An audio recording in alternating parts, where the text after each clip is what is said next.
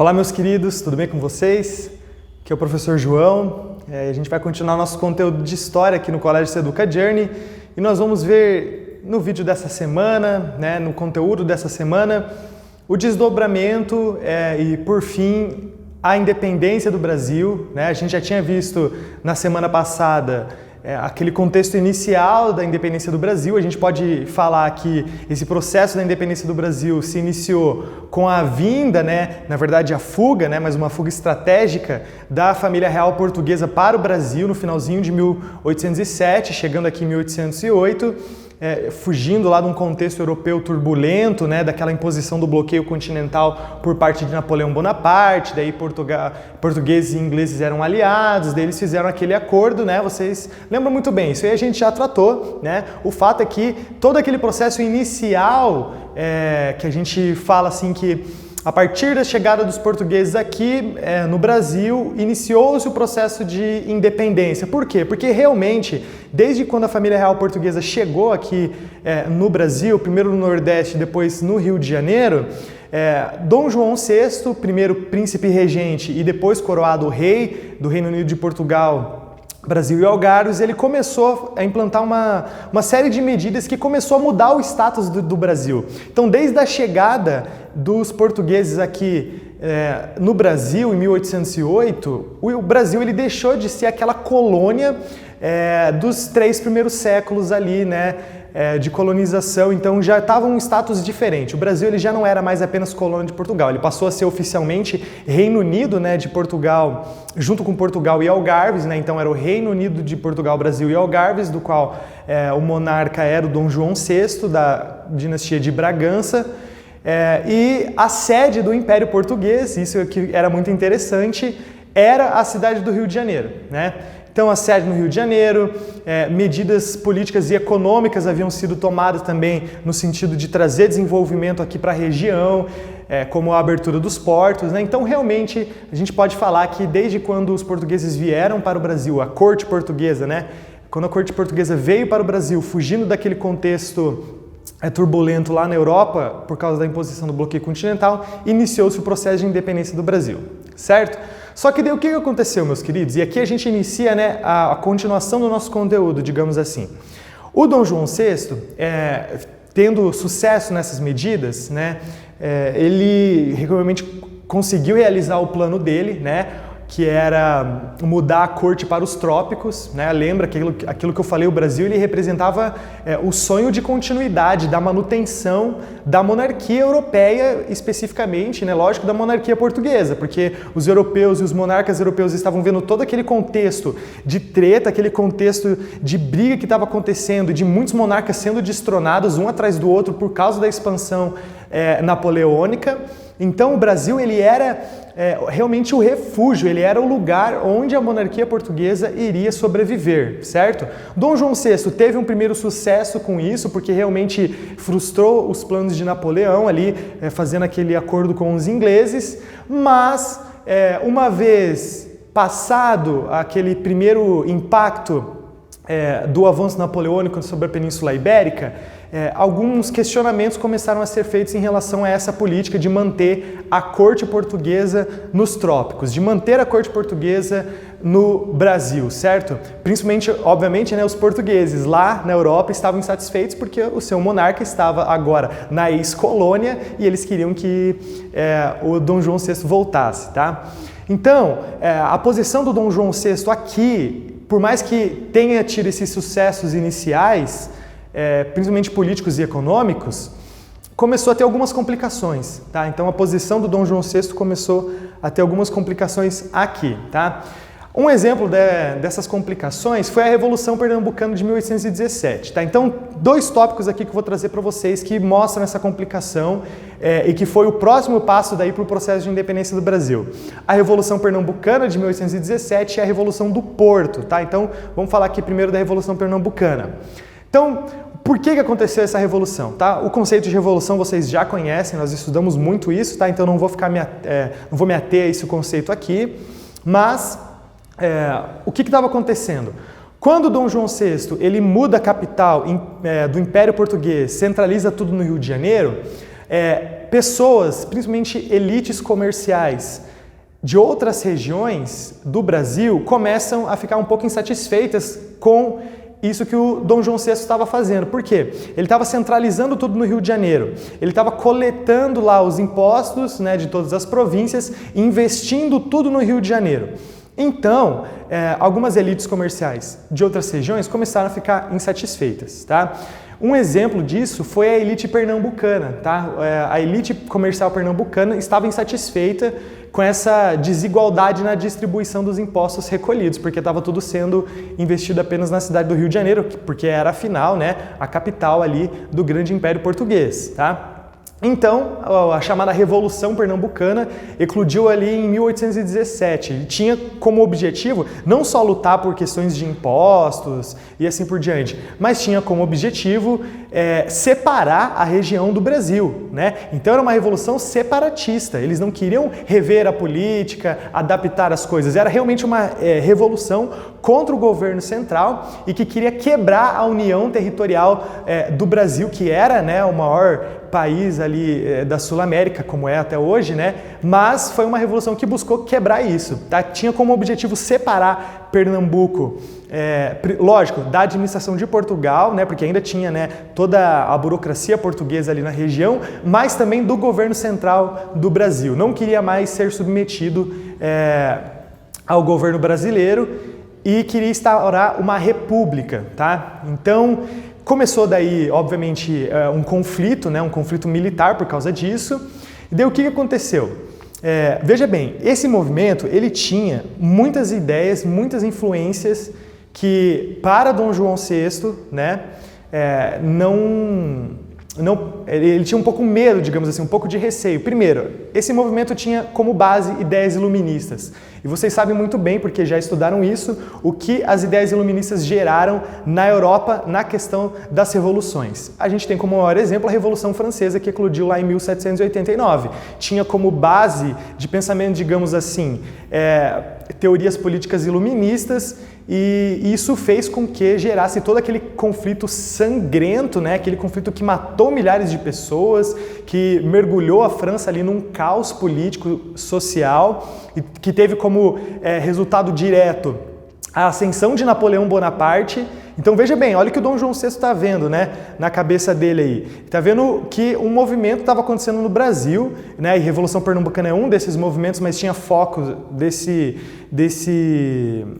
espírito rebelde, digamos assim, em várias outras partes do Brasil, e ele está vendo, cara, isso vai dar errado, né? Isso vai dar muito errado. Então ele pensou, vou ter que reprimir isso daí para não acontecer no Brasil o que estava acontecendo, o que tinha acontecido na Europa e o que ainda estava acontecendo.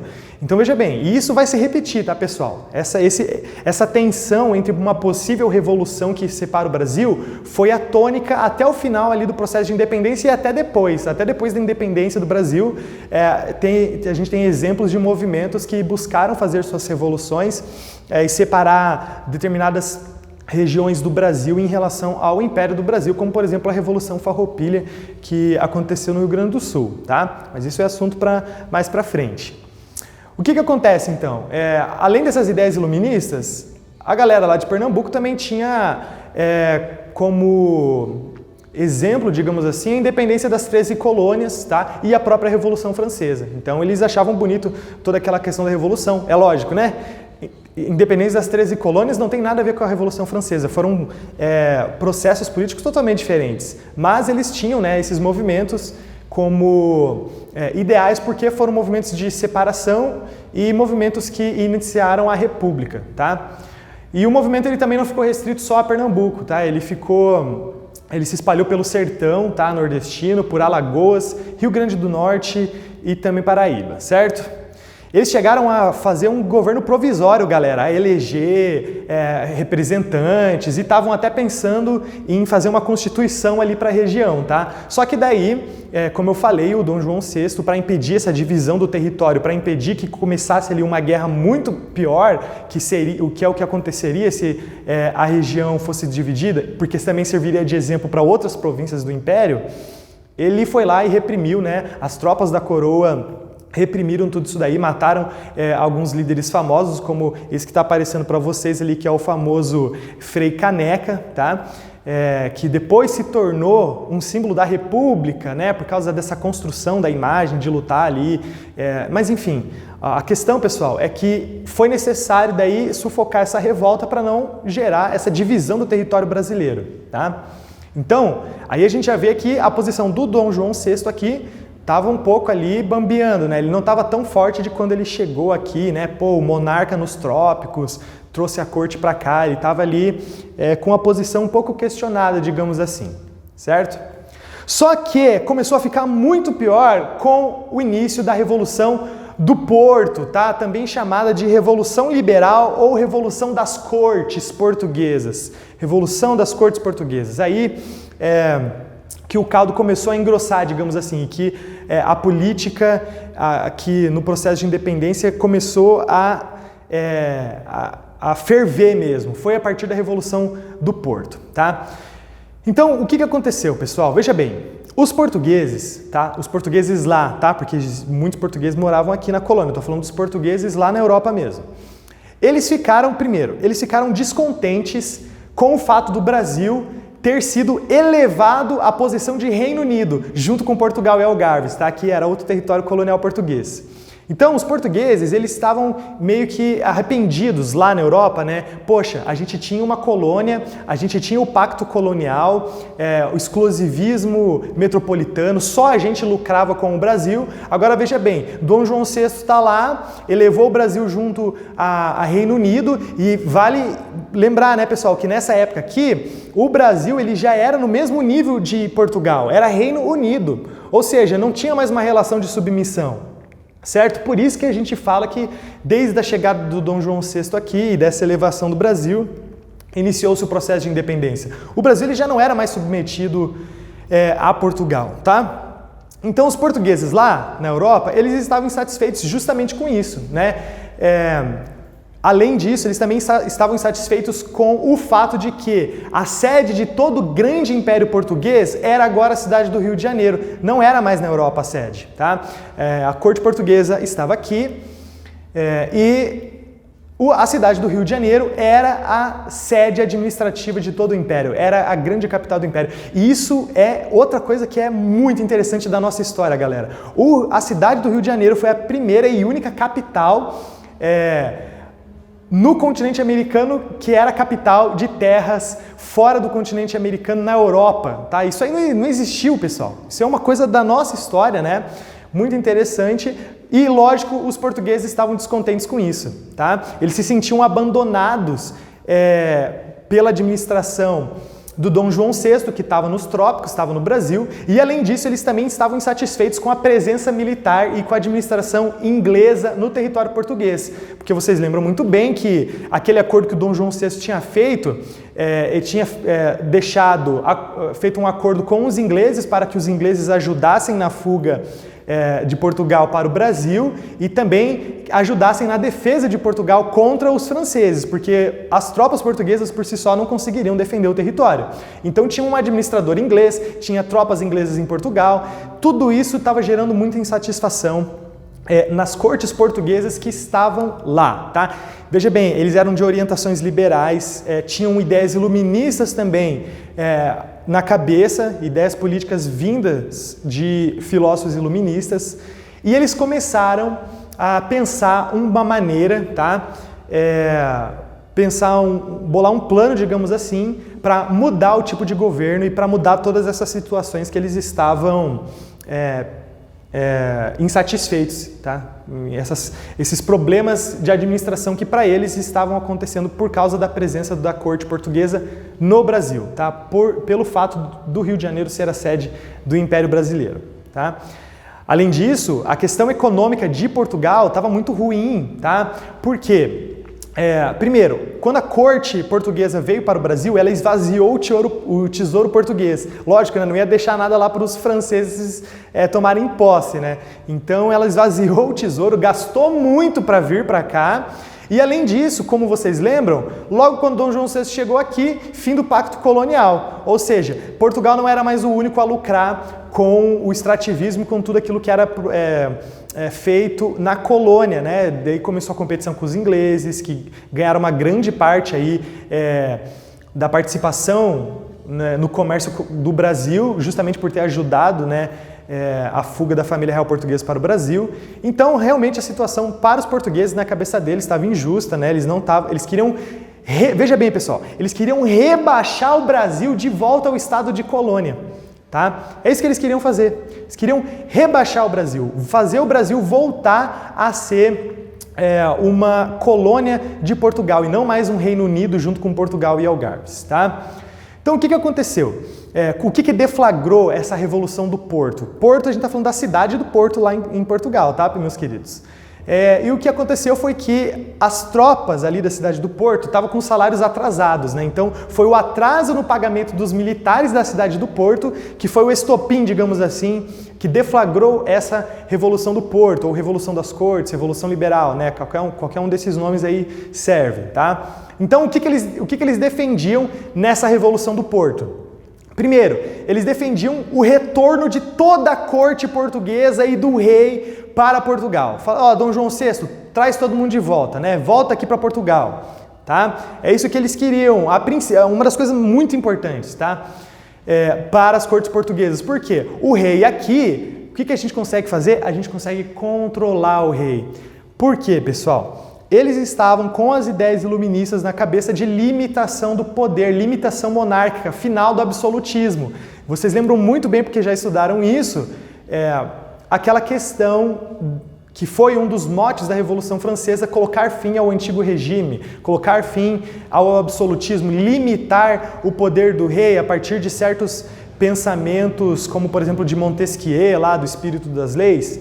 Então, veja bem, é isso que eles queriam. Eles queriam limitar o poder do rei, as cortes, tá? Os políticos, eles queriam limitar o poder do rei, só que para isso o rei tinha que estar em Portugal, né? Eles não iam conseguir controlar o rei se o rei estava lá do outro lado do Atlântico. Não ia conseguir. Então, por isso que o ponto principal da Revolução do Porto era trazer o Dom João VI de volta, Dom João VI e toda a sua corte. Isso era muito importante, tá? Para Portugal, trazer a corte de volta para Portugal. E eles queriam, como eu falei, limitar o poder do rei a partir da criação de uma monarquia constitucional, tá? Ou seja, uma monarquia não mais absolutista, na qual a pessoa do rei concentra todo o poder em suas mãos, mas uma monarquia que é limitada, que o poder do monarca é limitado por uma constituição, por uma carta constitucional, tá? E além disso, como eu falei, eles queriam a restauração do Pacto Colonial Portugal-Brasil, ou seja, na cabeça lá dos revolucionários do Porto, da Revolução das Cortes, eles queriam o seguinte, Dom João VI, volta para cá, traga toda a corte de volta para cá, assina uma carta constitucional que a gente vai limitar o teu poder e além disso, Brasil vai voltar a ser uma colônia, não vai ser mais Reino Unido. Isso eram as reivindicações, tá? Então o que aconteceu? Portugal, né, então Dom João VI tinha perdido o controle, tá, do que estava acontecendo. E além disso, como eu falei, a posição dele aqui no Brasil estava também enfrentando certos problemas, como a Revolução Pernambucana. Então veja bem, galera, olha só como é que estava, o Dom João VI estava pressionado dos dois lados. Aqui ele estava pressionado porque tinha gente que queria se separar do governo central. Lá na Europa ele estava pressionado também pelas cortes liberais, pelos revolucionários do Porto. Então, pressão dos dois lados, o que o Dom João VI fez? Ele decidiu voltar para Portugal, tá? Em 1821.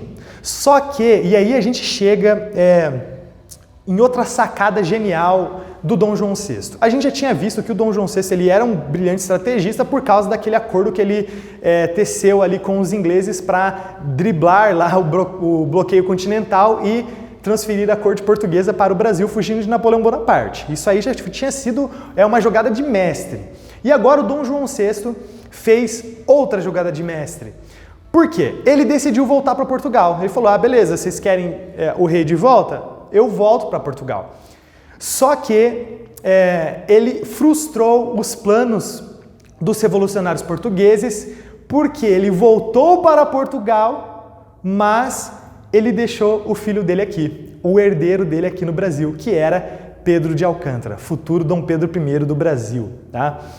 Então, olha só, o Dom João VI, ele foi muito inteligente. Por quê? Nessa jogada dele, ele assegurou a manutenção da dinastia Bragança nas duas localidades. Ele voltou para Portugal para marcar a presença dele lá e mostrar, né? Não, os Bragança que mandam aqui, tá?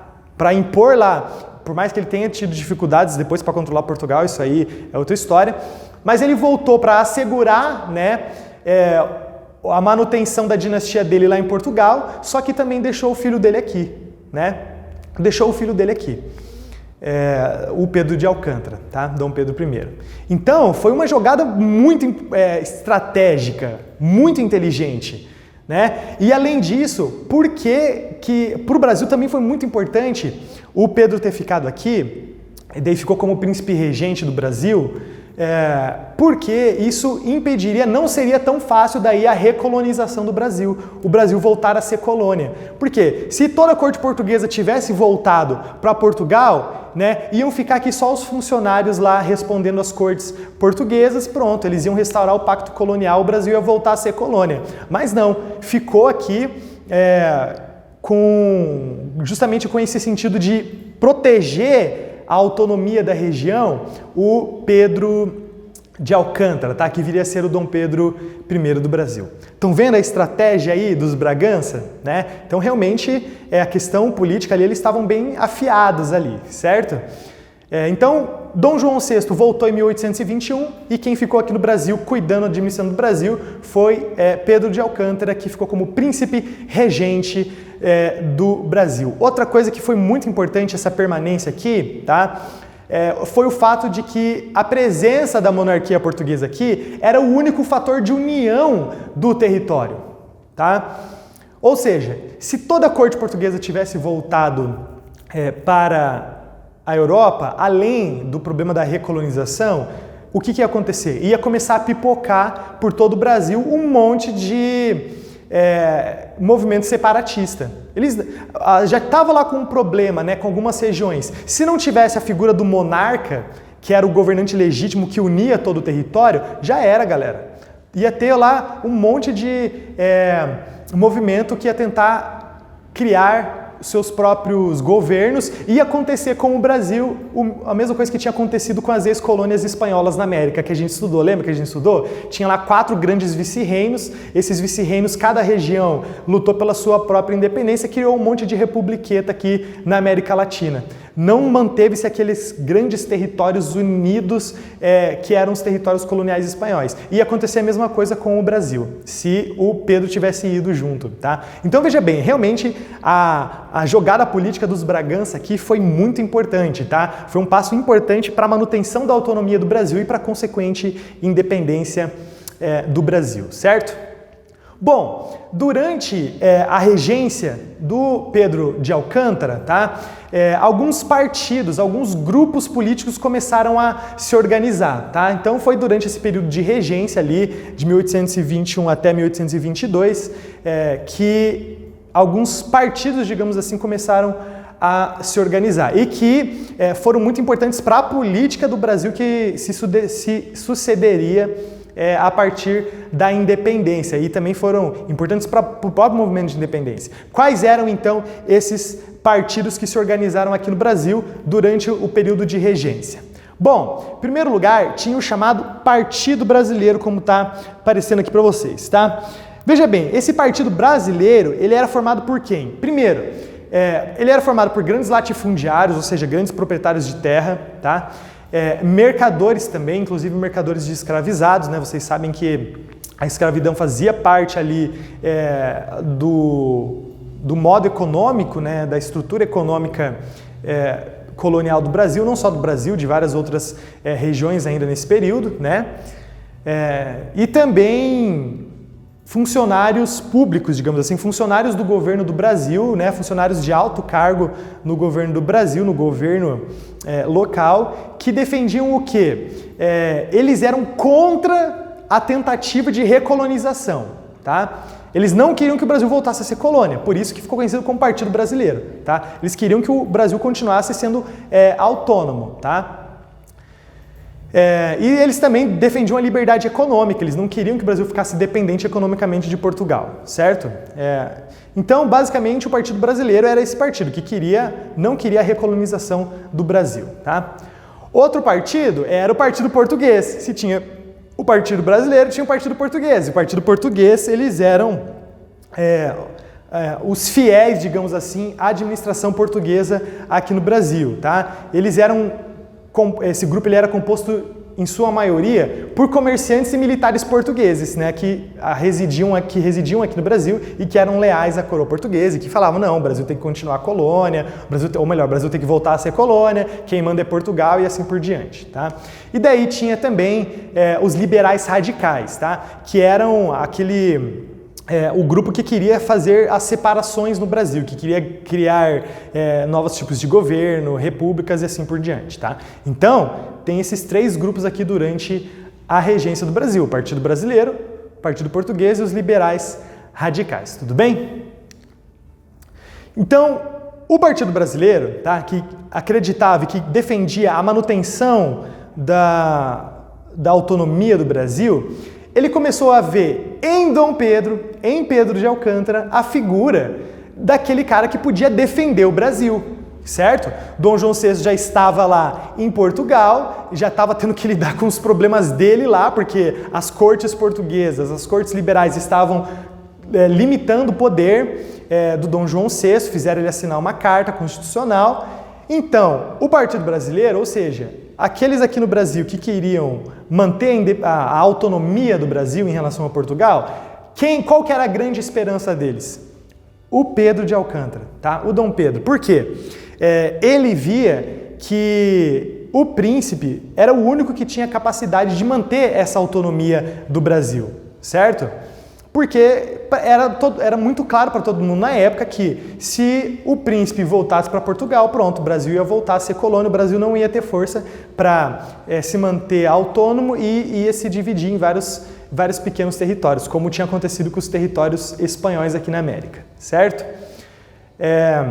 Então, nesse meio tempo, o Partido Brasileiro via o Dom Pedro como esperança e os portugueses estavam lá, ordenando a volta do Dom Pedro, né? As cortes portuguesas que estavam de fato governando Portugal, a partir da Revolução do Porto, estavam ordenando que o Pedro voltasse para Portugal. Eles tinham uma desculpa, eles falavam que precisavam preparar o Pedro para sucessão, né? Preparar o Pedro para assumir o trono depois da morte de seu pai, Dom João VI. Mas isso era uma desculpa. O que eles queriam é que o príncipe estivesse aqui, porque eles iam conseguir controlar toda a família real e ia conseguir submeter o Brasil de novo, né? Ia conseguir recolonizar o Brasil, rebaixar o Brasil ao status de colônia. Só que o Pedro, ele mostrou para os portugueses que não ia ser bem assim, tá? Que não ia ser tão fácil recolonizar o Brasil, tá? Por exemplo, ele decretou uma lei, tá? Que ficou conhecida como a Lei do Cumpra-se, que era o seguinte: todas as determinações das cortes portuguesas só iam ser aplicadas aqui no Brasil se o príncipe aprovasse. Ou seja, se o príncipe regente do Brasil, que era Dom Pedro, aprovasse. Nisso ele estava querendo manter a autonomia do Brasil, ou seja, não seria qualquer lei lá que as cortes portuguesas pensassem que ia valer aqui para o Brasil. Os próprios brasileiros, lógico, né, representados pela figura do príncipe regente, que iam decidir se aquela lei ia valer ou não para o Brasil.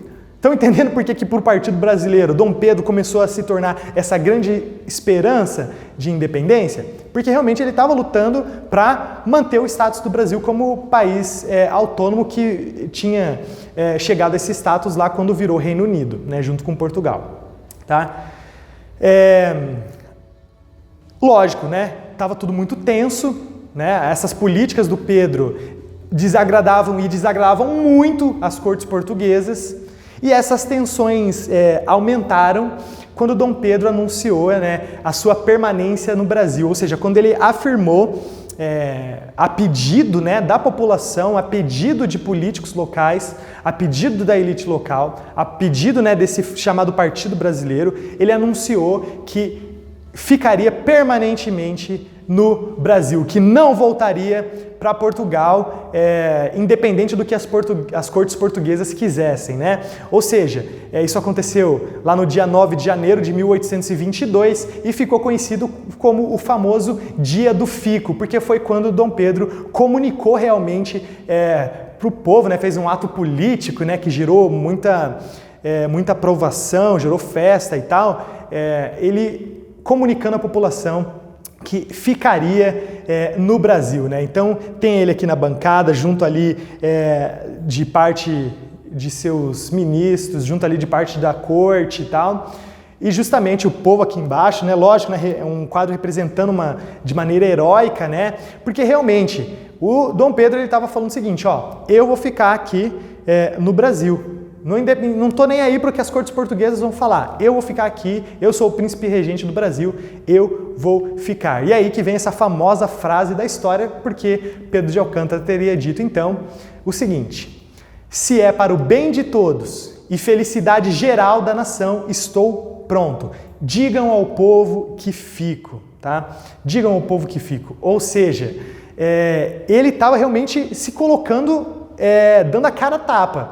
Ele estava se posicionando contra a sua pátria-mãe, né? Porque o Pedro de Alcântara, lembre-se, ele não era nascido no Brasil, ele era de nascimento português, ele era criancinha, cerca de 9 anos, quando a corte portuguesa veio para o Brasil. Agora ele, no início da sua vida adulta ali, estava olhando para todo esse contexto e estava se rebelando, digamos assim, contra a sua pátria-mãe, porque a pátria-mãe queria subjugar o seu país tão amado que era o Brasil, né? Ele não era de nascimento brasileiro, mas amava o Brasil.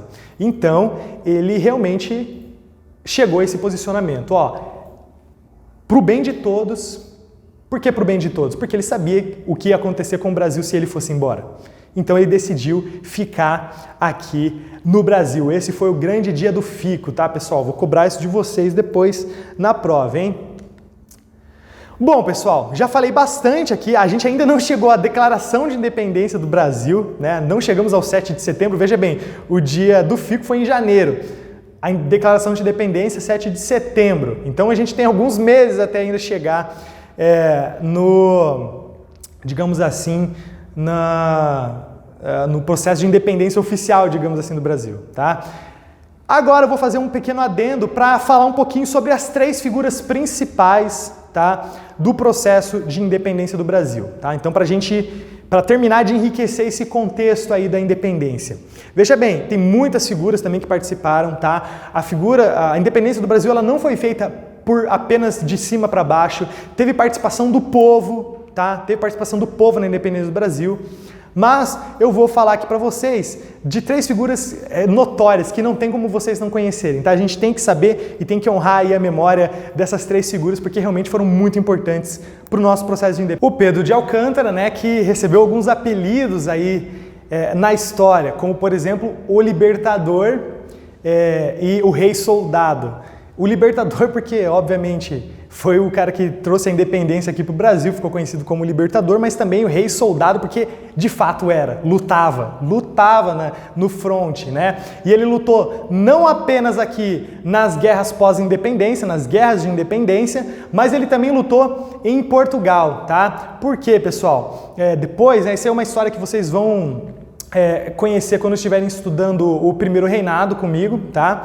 Mas o Pedro, ele foi o primeiro imperador do Brasil, mas depois ele regressou para Portugal em outro contexto, tá? Daí deixou o filho dele aqui, que era o Pedro II, e ele se tornou o Pedro IV de Portugal, tá? E ele realmente, ele lutou aqui e lutou lá em Portugal, porque estava com uma treta política grande lá, enfim. Já vamos falar mais sobre isso, tá? O Pedro de Alcântara, então, é uma das grandes figuras do processo de independência. Outra grande figura do processo de independência é a dona Maria Leopoldina, tá? Arquiduquesa da Áustria e imperatriz consorte do Brasil. Da Áustria, professor? Sim, da Áustria, galera, tá? Então já vamos conhecer um pouquinho dela também.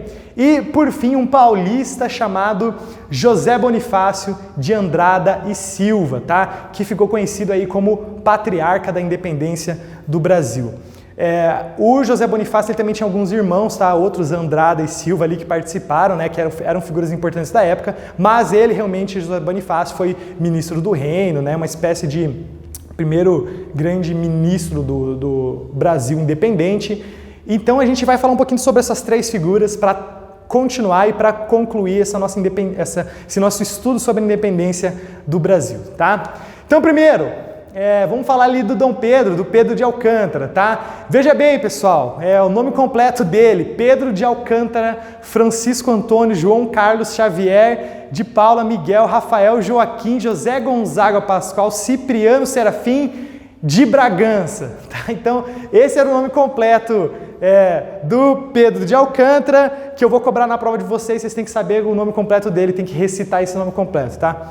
Não, brincadeira, não precisa saber o nome completo do Pedro de Alcântara. Por que eles tinham esse monte de nome? As famílias europeias tinham isso, né? Porque remontava a várias gerações das dinastias, em homenagem a também vários santos, porque era uma monarquia católica. Então, o Pedro tinha esse nome gigantesco aí. Preste atenção no Pedro e no de Bragança, lá no final, porque de Bragança, Bragança era o nome da família real de Portugal, tá? Os Bragança, certo?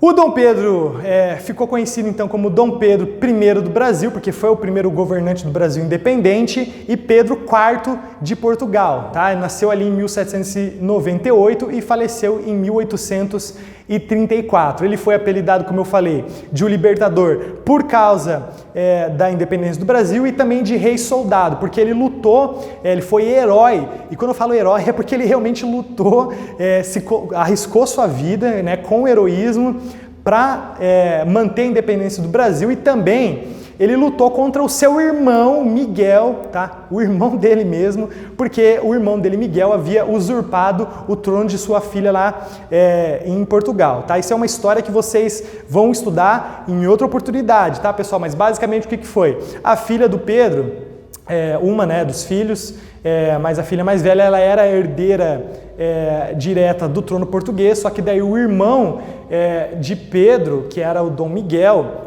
tinha toda uma história de ciúmes entre os dois, blá blá blá. Ele deu um golpe de Estado e tirou, né, assumiu o governo, tirou o governo da filha do Pedro. Daí o Pedro voltou para Portugal para lutar contra o irmão em favor de sua filha, conseguiu, retomou o poder de sua dinastia, se tornou o Pedro IV de Portugal e depois a sua filha assumiu o trono português. Então o cara realmente foi absurdo, né? Ele tinha, né, a figura do Pedro é uma figura bastante polêmica, né?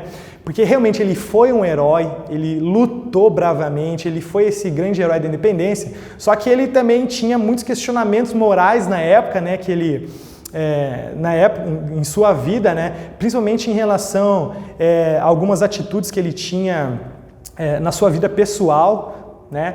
Então ele gerou muitos problemas, mal-estares políticos, digamos assim, por causa de suas condutas, tá? Mas aqui a gente vai falar especificamente sobre o seu papel na independência do Brasil, tá?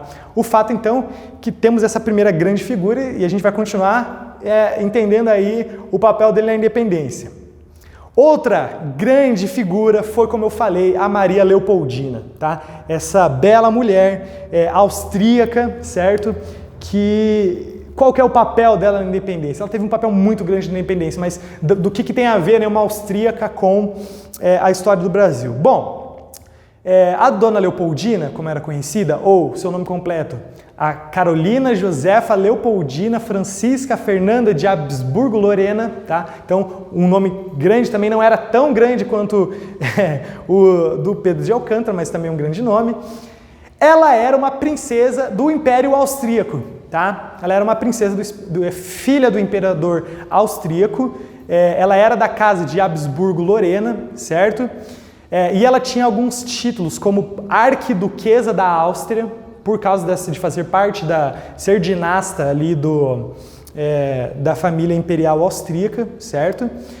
O pai dela, inclusive, tinha sido o último imperador do Sacro Império Romano Germânico antes de ter que abrir mão desse título forçado pelo Napoleão Bonaparte, né? Porque quando Napoleão Bonaparte se coroou imperador, ele obrigou o pai dela se desfazer do título de Sacro Imperador Romano Germânico e voltou, e daí ficou só como imperador da Áustria, tá?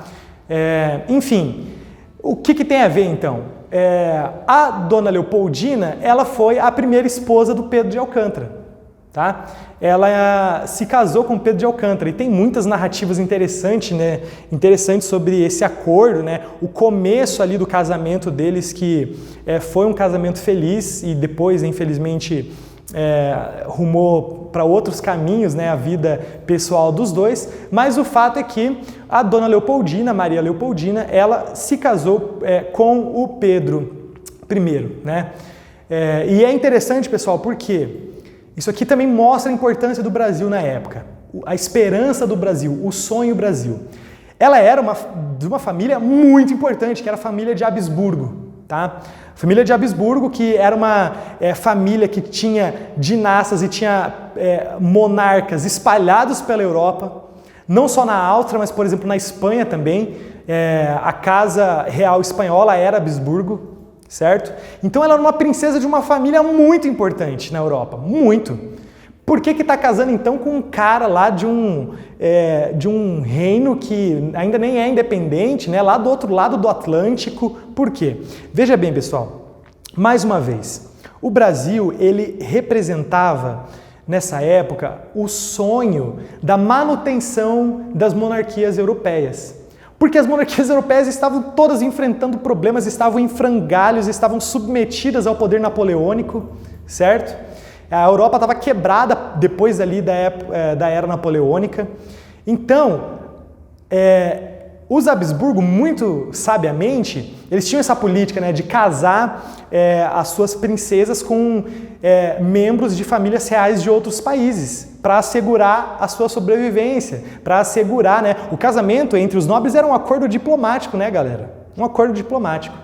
Então, a Maria Leopoldina, ela casa com o Pedro de Alcântara justamente nessa esperança de juntar a Casa de Habsburgo com a Casa de Bragança e ir para o Brasil, para lá. Então veja bem a cabeça dos Habsburgo, né? A dinastia de Habsburgo vai continuar junto lá no Brasil, lá do outro lado do Atlântico. Nós vamos sobreviver lá, independente do que aconteça aqui, né? Então realmente, ela era dessa família, tá? Muito importante na Europa. Ela tinha esse título de arquiduquesa da Áustria e era uma mulher muito culta, né? Muito estudada. Ela tinha uma educação muito melhor do que as mulheres de sua época, né? Porque as princesas Habsburgo, elas eram educadas em várias disciplinas, tanto em várias línguas, como também na ciência, matemática, assim por diante. E também uma coisa interessante é que eles estudavam teatro também lá nas cortes Habsburgo, porque era uma disciplina que para eles ensinava ali os seus príncipes e princesas a se portar diante da sociedade, né? Então, a exercer esse papel de príncipe e de princesa da maneira correta, tá? Essa figura, tá, da Dona Leopoldina, ela casou com o Pedro I e ela não foi só apenas uma esposa, né, imperatriz consorte. Imperatriz consorte significa que é casada com o imperador.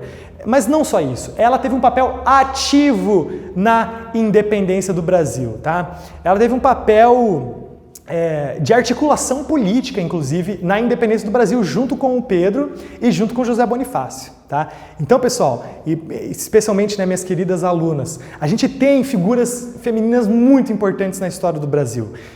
Como, por exemplo, a Dona Leopoldina, né, que foi a primeira imperatriz do Brasil, casada com Dom Pedro I, e também serviu como essa grande articuladora, digamos assim, do processo de independência, como a gente já vai ver, certo? Então a gente tem figuras femininas muito importantes na história brasileira. Depois vão aparecer outras também, né? Mas de destaque, logo assim de começo, a Dona Leopoldina. E olha só que interessante, outra coisa, meus queridos, ó, toda vez que eu penso isso eu fico de cara. Já falei para vocês como que o Dom Pedro, nascido em Portugal, se revoltou contra a pátria-mãe para defender o Brasil. A Dona Leopoldina é austríaca. Ela fazia parte de uma das maiores e mais importantes famílias nobres europeias. E mesmo assim ela também se apaixonou pelo Brasil e dedicou a vida ali a manter a independência do Brasil, né? Então, olha que interessante, olha que cuidado, né, da providência divina, né, cuidado de Deus com a nossa história, de preservar realmente a nossa autonomia e a união do nosso território a partir de figuras que nem eram brasileiras, mas que acreditavam nesse sonho do Brasil, acreditavam nesse sonho desse país, dessa monarquia nos trópicos, né, do outro lado do Atlântico, no Novo Mundo, certo? Bom, além disso, tá? A Leopoldina, pessoal, ela tinha exemplos da Europa e tinha medo da Revolução, tá? Ela tinha medo, por isso que inclusive ela ajudou a independência do Brasil, porque ela tinha medo da Revolução que havia acontecido. Ela viu acontecer a Revolução na França, né? Na verdade ela não viu acontecer, né? Porque como vocês podem ver ali, ela nasceu em 1797, então já estava ali no final da década revolucionária na França, mas ela estava no contexto europeu logo depois da Revolução Francesa, e no contexto europeu, nasceu, né, no contexto europeu do domínio napoleônico, né? E o domínio napoleônico era uma continuação do processo revolucionário francês, né? Então ela tinha esse ambiente político aí escancarado à sua frente. Além disso, tá? Ela tinha uma tia-avó muito famosa que foi a Maria Antonieta, né? A Maria Antonieta, que também era dessa família nobre europeia dos Habsburgo e que era a rainha da França, a mulher do rei francês Luís XVI, que foi guilhotinada, né? Então a Maria Antonieta foi guilhotinada junto com Luís XVI na Revolução Francesa. Então a Leopoldina conhecia todo esse contexto. Ela sabia que a Revolução era uma coisa ruim, ela sabia que a Revolução trazia mortes e que oferecia apenas, digamos assim, uma bagunça política, certo? Só que o que aconteceu? O caso do Brasil foi diferente. O caso do Brasil foi diferente, justamente porque houve a participação de figuras como Leopoldina e Dom Pedro, assim por diante, que lutaram pela independência, que a Revolução não aconteceu no Brasil assim como havia acontecido na Europa, certo? Então, o que acontece, né? A gente tem até essa frase de um pesquisador que estuda a vida dela, né? E ele diz o seguinte, interessante isso, ele fala que o movimento de autonomia, ou o movimento autonomista, né, aqui no Brasil,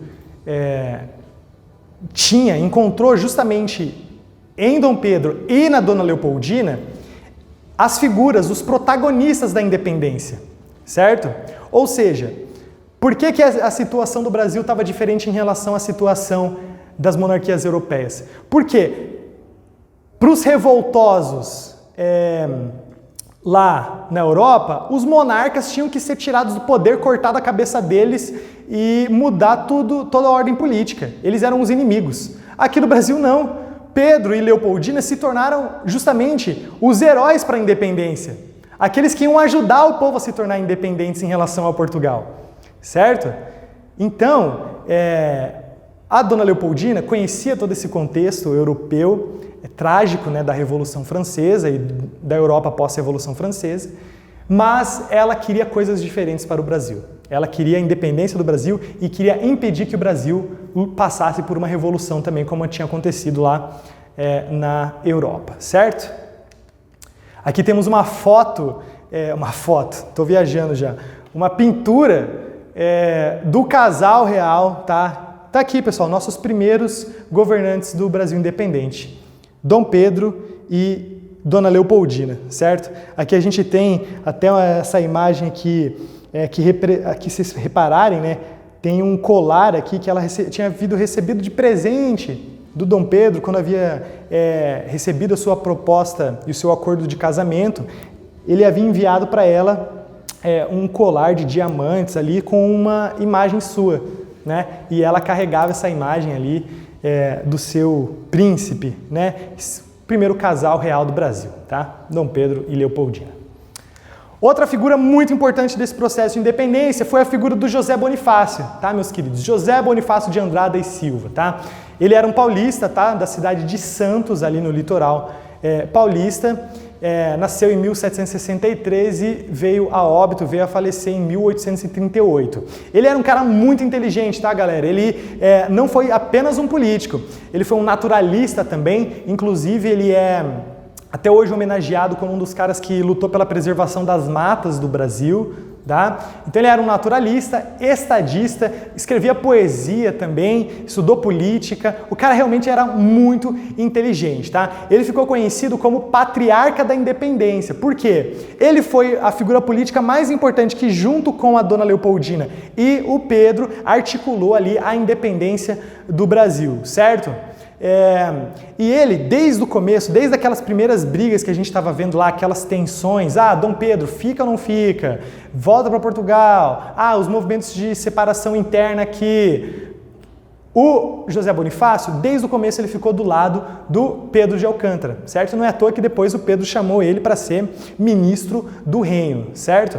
Ele cresceu sendo muito bem educado e foi estudar na Europa, né? Chegando ali no início de sua vida adulta, ele foi estudar na Europa, ele viu a Revolução Francesa. Ele sim, diferente de Leopoldina, né? Que nasceu no final do processo revolucionário, o José Bonifácio não. O José Bonifácio ele viu a Revolução Francesa ao vivo, inclusive lutou contra os revolucionários franceses. Então, ele sabia o que era a Revolução na França. Ele viu o que tinha acontecido.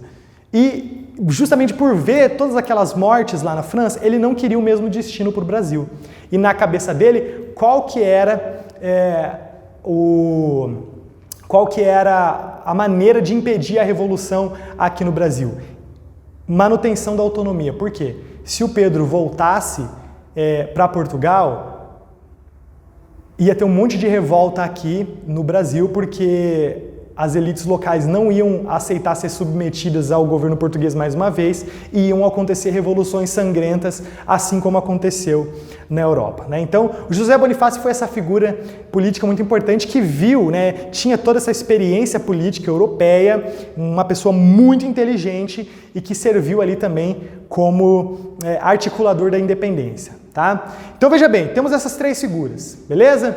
O Pedro, a Leopoldina e o José Bonifácio. Mas lembrem-se que não foi uma independência, não foi um processo de independência feito de cima para baixo, tá?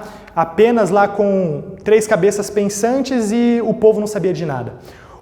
A prova disso é a própria atuação do José Bonifácio. O José Bonifácio, ele recolhia abaixo-assinado dos paulistas, que reuniam lá milhares de assinaturas pedindo pela permanência de Dom Pedro aqui no Brasil.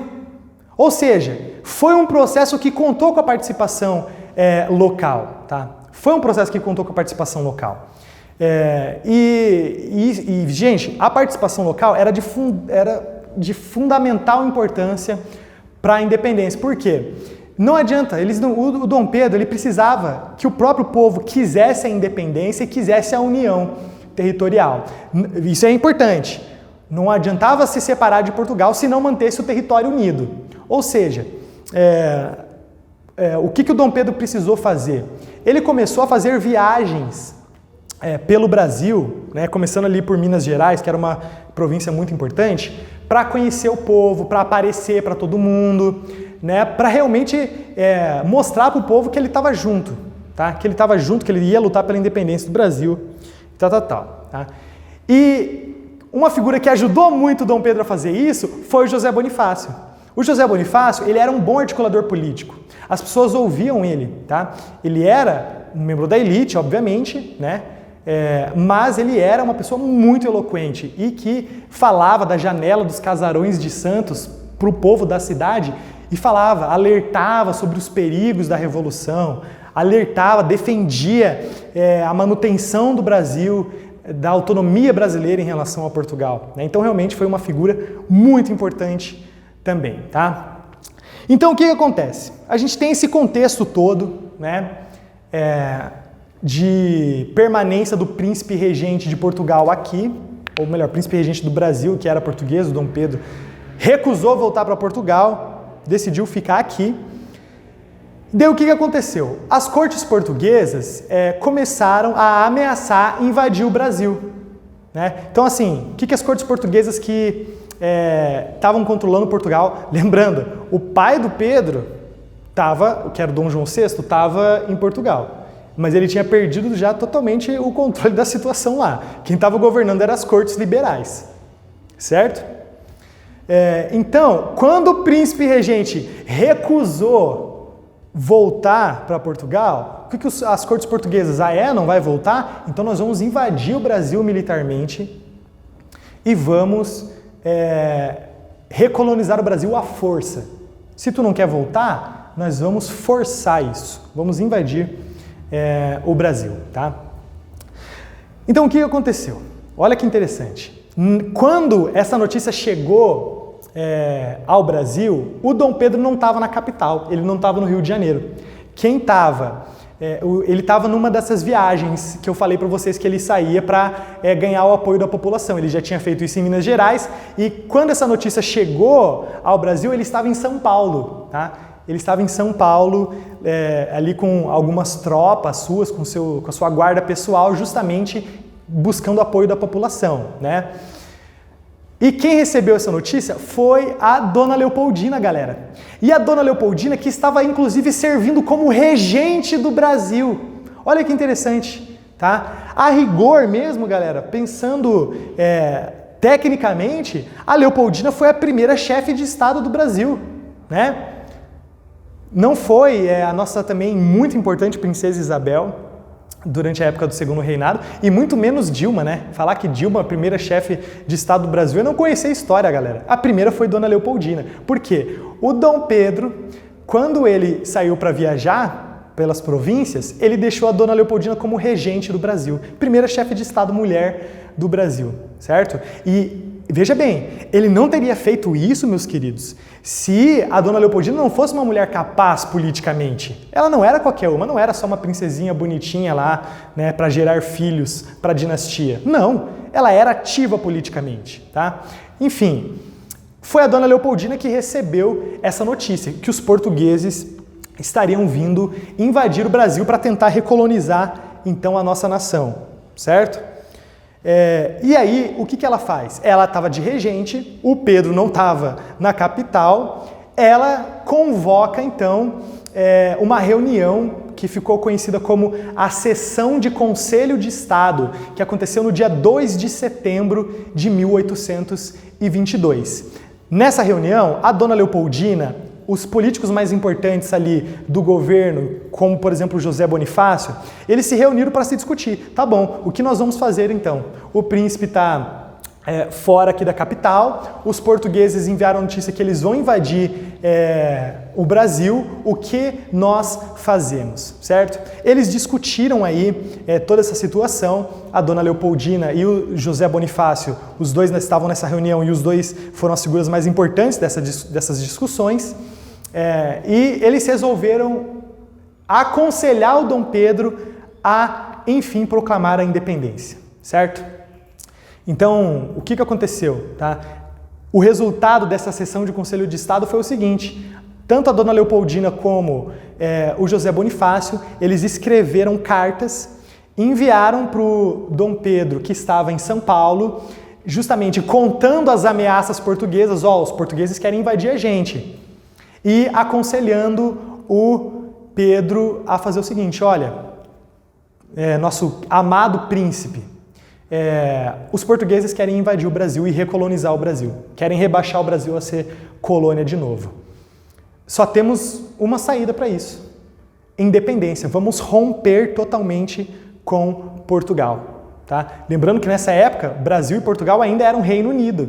Certo? Ainda era Reino Unido de Brasil, Portugal e Algarves. Só que, a partir dessa sessão de Conselho de Estado, do dia 2 de setembro de 1822, ficou claro que não tinha mais alternativa.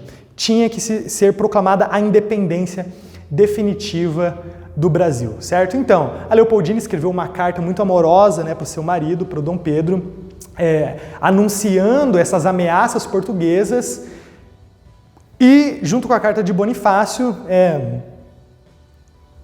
aconselhando Pedro a declarar a independência do Brasil. Tá? Isso é muito interessante, porque foram cartas, né, meus queridos?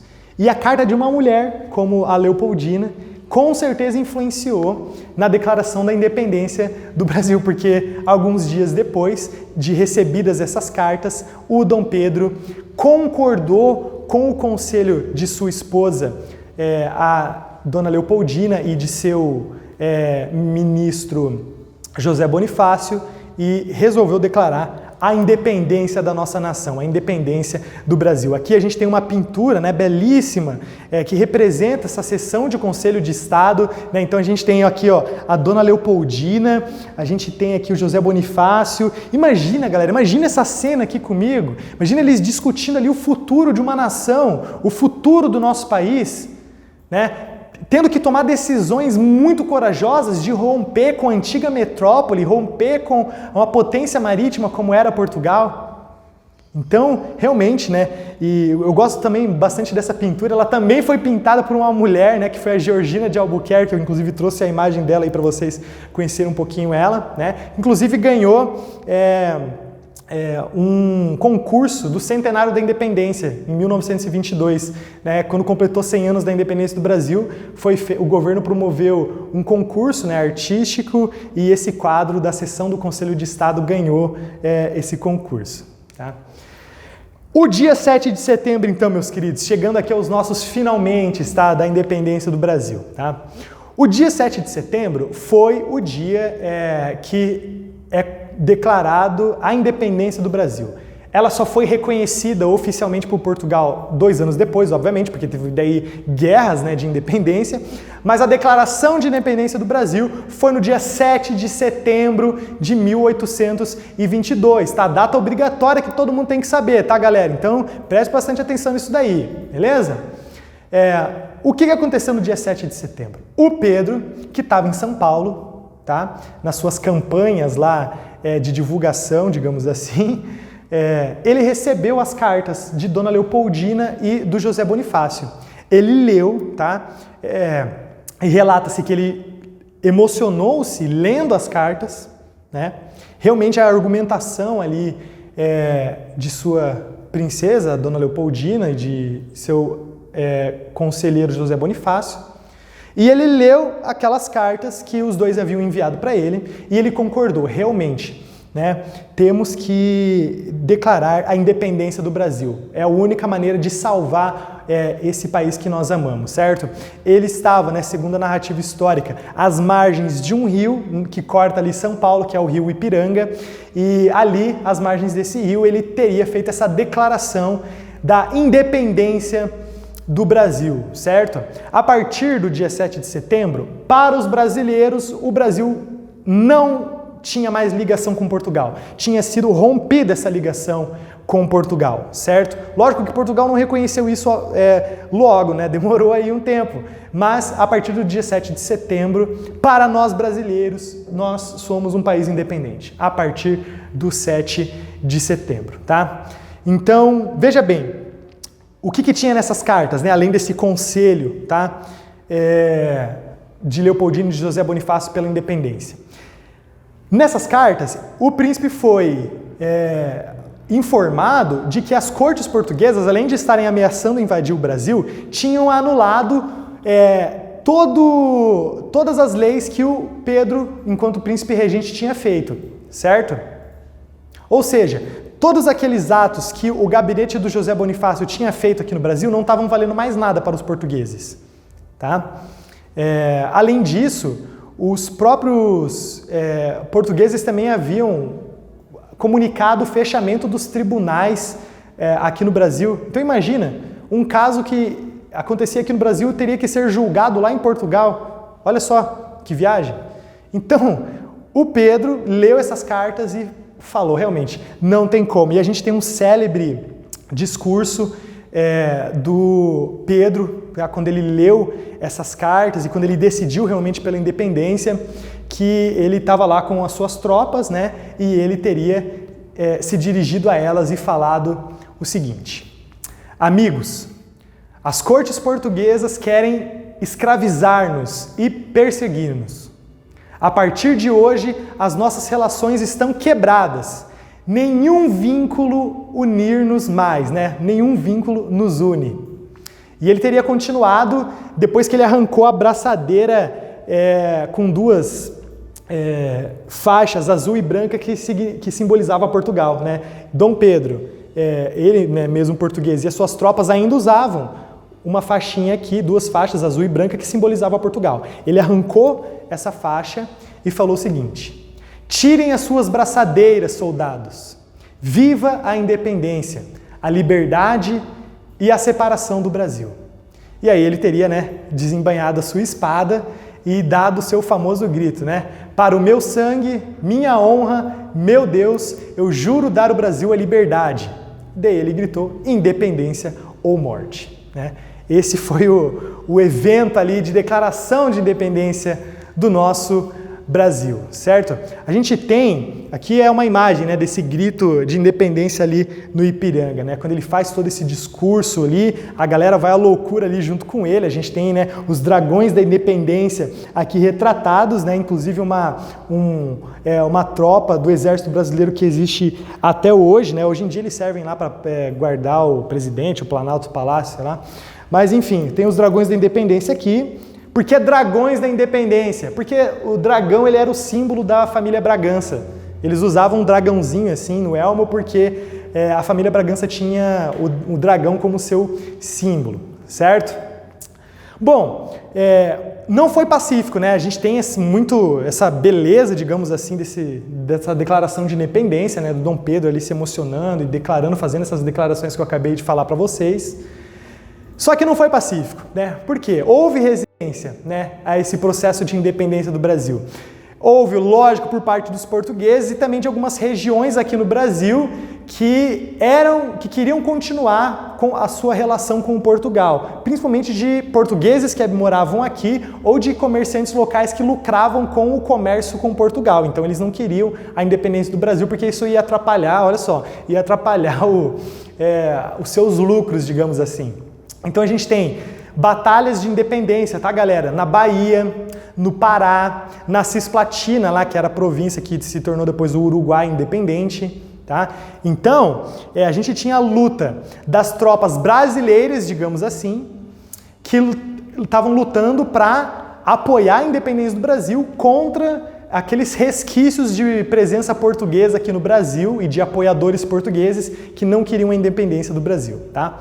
Portugal acabou reconhecendo a independência do Brasil em 1824, depois que os ingleses, né, mais uma vez os ingleses mediaram ali um acordo, tá, entre brasileiros e portugueses, tá? Ou seja, a partir então disso aí o Brasil nasceu como uma nação independente. E como que ele se organizou politicamente? Isso aqui é outra característica peculiar nossa, galera. O Brasil ele foi organizado como uma monarquia constitucional, que tinha como o seu primeiro governante Dom Pedro, que foi aclamado como imperador do Brasil. Ele ganhou vários títulos, inclusive um dos que eu acho mais legais é imperador constitucional do Brasil e defensor perpétuo do Brasil. É um título que o Dom Pedro recebeu, porque realmente lutou para proteger a independência do Brasil, né? Antes, durante e depois da independência, certo? Aqui eu trouxe para vocês a bandeira do Império do Brasil, que foi a bandeira forjada ali para esse país recém-independente, certo? Que depois, né, a gente tem, veja bem, né, se a gente pensar na bandeira de hoje em dia da República do Brasil, ela tem origem nessa daqui, né, os formatos e tal, mas o que tem de diferente? E o que significa essa nossa primeira bandeira aqui, que eu, né, particularmente acho muito mais bela, muito mais simbólica? Primeiro, as cores, pessoal, tá? Aprenda isso aqui, ó. Por que o verde e o amarelo, tá, galera? Não tem nada a ver, tá? Não tem nada a ver com o que se fala geralmente. Porque o verde representa as matas do Brasil e o amarelo representa as riquezas, o ouro e tal, da mineração. Cara, isso aí é uma mentira histórica, tá? Uma inverdade que foi contada pelos republicanos depois do golpe da República de 1889, porque eles queriam desassociar a bandeira brasileira da monarquia. Mas veja bem, o que significa? As cores, por exemplo. A gente tem o verde, tá? Porque o verde ele era a cor da família Bragança, que era a família real portuguesa, a família do Pedro I. Então já tem a cor dos Bragança. O amarelo era a cor da família Habsburgo, da Dona Leopoldina, a primeira imperatriz do Brasil. Então a gente tem verde e amarelo, não tem nada a ver com as matas e com as riquezas, né, que, lógico, fazem parte, né, da nossa cultura e do nosso país. Mas as cores têm a ver com as duas famílias reais que fundaram o Brasil. O primeiro casal de governantes do Brasil independente, Pedro e Leopoldina, os Bragança e os Habsburgo, verde e amarelo, tá? Esse brasão aqui, tá? Primeiro, esse brasão ele é coroado aqui, lembra das coroas de louros, né, que surgiu lá na Grécia Antiga, depois ficou famoso com os imperadores romanos, né? Todo mundo usava a coroa de louro como símbolo de poder, em seus brasões e assim por diante. O Império do Brasil também, né? O Brasil Independente também usou aqui, ó, uma coroa de louros, digamos assim, só que formada por dois... Meu Deus do céu, quase derrubei a TV. Formada por dois ramos distintos e característicos aqui da nossa história, que é o ramo de café e o ramo de tabaco, tá? Que eram produtos muito comercializados no Brasil, que se tornaram um símbolo aí do nosso país também. A gente tem aqui um orbe, tá? Esse orbe aqui ele representa todas as conquistas do Império Marítimo Português ao redor do mundo. E a gente também tem a cruz aqui no centro, a cruz da Ordem de Cristo, meus queridos. Lembra da Ordem de Cristo? Já contei para vocês da Ordem de Cristo. Aquela ordem portuguesa, herdeira dos Cavaleiros Templários, que foi determinante no processo de expansão territorial portuguesa a partir das grandes navegações e expansão do cristianismo nas terras do Novo Mundo, certo? Então, essa cruz aqui, que simboliza também esse nosso nascimento religioso do Brasil, que realmente foi um país que nasceu cristão, certo? Bom, galera, a gente tem aqui, ó, de novo o quadro, né, do Grito do Ipiranga, tá? Independência do Brasil. E só a título também de curiosidade, a gente tem figuras comuns que lutaram pela nossa independência, tá? Como, por exemplo, a curiosa e muito inspiradora figura da Maria Quitéria, tá? A Maria Quitéria de Jesus. Foi uma brasileira, olha que interessante, ela foi uma mulher que lutou pela independência do Brasil, só que a história dela não é tão simples assim. Olha que loucura. Ela queria se juntar às tropas brasileiras, que eram aquela parte do exército que estava lutando pela independência do Brasil, contra os aliados de Portugal aqui no Brasil, lá na província da Bahia, certo? Então, lá na Bahia foi um dos palcos onde estavam lutando portugueses e as tropas brasileiras, e a Maria Quitéria queria lutar junto com as tropas brasileiras pela independência do Brasil. Só que o pai dela, obviamente, não deixou, né? Falou, não, você tá maluco? Você é mulher, você não pode ir lá lutar e tal. Ela fugiu de casa, fugiu para casa da irmã, né? E ela usou o nome do cunhado dela, se disfarçou de homem para ir se alistar no exército e lutar lutar pela independência do Brasil, né? Então aquela história da Mulan lá, da Disney, que ela vai lá e se veste de homem para lutar no exército escondido. Fih, isso aí, ó, isso é fichinha perto da nossa história. A gente tem isso de verdade na história do Brasil, que foi a Maria Quitéria. Ela fugiu de casa e começou, né, primeiro disfarçada de homem, só que daí o comandante dela descobriu que ela era mulher, só que ela era uma soldado, tão capaz, tão corajosa e tão fiel que ela foi permitida continuar lutando. E ela lutou e ajudou a garantir a união do território brasileiro pós-independência, né? É interessante que depois, quando ela volta para casa, ela ficou super famosa na época, o próprio Pedro ouviu falar dela e o Pedro enviou uma carta para o pai dela, pedindo para o pai dela desculpar ela por ter fugido de casa para lutar pelo Brasil, né? Então, galera, a gente tem figuras como Maria Quitéria, a gente tem figuras como Leopoldina, o próprio Pedro, José Bonifácio e o povo brasileiro, que junto, né, dessas figuras importantes, lutou pelo processo de independência do Brasil, né? Essa é a nossa história, tá, meus queridos? Eu sei que foi bastante conteúdo, mas eu espero que vocês tenham entendido aí. Qualquer coisa, revise, né, esses pontos que eu passei para vocês. Bons estudos e até o nosso próximo vídeo.